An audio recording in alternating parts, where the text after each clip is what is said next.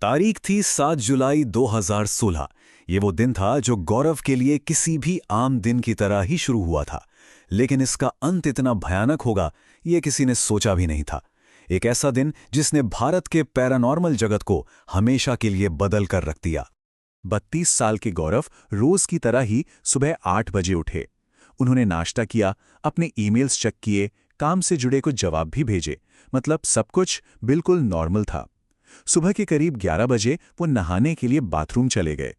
घर में सब अपने अपने काम में लगे थे और तभी बाथरूम के बंद दरवाजे के पीछे से एक जोरदार, भारी धड़ाम की आवाज आई, जैसे कोई या कुछ जमीन पर आ गिरा हो। इस एक आवाज ने घर की पूरी खामोशी को चीर कर रख दिया। आवाज सुनकर गौरव की पत्नी और माता पिता घबरा गए। उन्होंने फौरन आवाज दी, गौरव, गौरव, तुम ठीक हो? लेकिन अंदर से सन्नाटा, कोई जवाब नहीं आया। घबराहट में सबने दरवाजा पीटना शुरू कर दिया, पर वो अंदर से बंद था। आखिरकार जब दरवाजे को जबरदस्ती तोड़ा गया तो अंदर का मंजर दिल दहला देने वाला था। गौरव बाथरूम के फर्श पर बेहोश पड़े थे। उन्हें फौरन अस्पताल ले जाया गया, पर तब तक बहुत देर हो चुकी थी। डॉक्टरों ने उन्हें मृत घोषित कर दिया।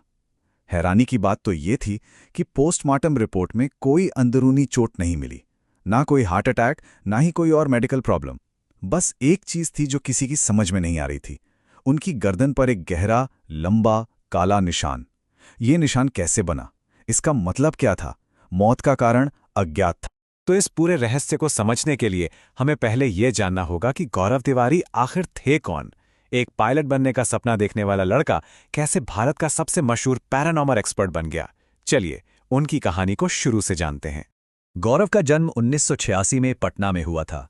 21 साल की उम्र में वो पायलट बनने का अपना सपना पूरा करने के लिए अमेरिका चले गए। लेकिन वहां फ्लोरिडा में उनके साथ कुछ ऐसा हुआ जिसने उनकी जिंदगी का रुख ही मोड़ दिया। वो फ्लोरिडा में जिस अपार्टमेंट में रहते थे ना, वहां उन्हें अजीबोगरीब चीजों का एहसास होने लगा। कभी लगता जैसे चीजें अपने आप हिल रही हैं, तो कभी अचानक से कमरे में बर्फीली हवा के झोंके महसूस होते। कई बार तो उन्हें एक छोटी बच्ची की आवाजें भी सुनाई देती थीं। जब उन्होंने आस पड़ोस में पता किया तो लोगों ने बताया कि वो भी मानते हैं कि उस अपार्टमेंट में एक बच्ची की आत्मा है। बस यहीं से गौरव की जिज्ञासा शुरू हुई। इसी खोजबीन ने उन्हें पैरानॉर्मल एक्सपर्ट से मिलवाया और उन्होंने इसे ही अपना करियर बनाने का फैसला कर लिया। भारत लौटकर उन्होंने इंडियन पैरानॉर्मल सोसाइटी की स्थापना की। इसका मकसद उन लोगों की मदद करना था जो ऐसी अनजानी गतिविधियों का अनुभव कर रहे थे और जिन्हें कोई समझ नहीं पा रहा था। और ये कोई छोटा मोटा काम नहीं था।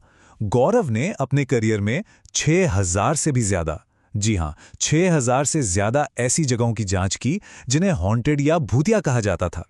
इनमें भानगढ़ किला और कुलधरा गांव जैसी भारत की सबसे डरावनी मानी जाने वाली जगहें भी शामिल थीं। लेकिन यहां एक बात समझनी बहुत बहुत जरूरी है। गौरव का तरीका अंधविश्वास पर नहीं, बल्कि पूरी तरह से विज्ञान पर आधारित था। वो हर केस की जांच ईएमएफ मीटर, थर्मल कैमरा और ईवीपी रिकॉर्डर जैसे साइंटिफिक उपकरणों से करते थे। उनका मकसद डर फैलाना नहीं था, बल्कि डर के पीछे की सच्चाई को वैज्ञानिक सबूतों के साथ सामने लाना था। उनका करियर बुलंदियों पर था।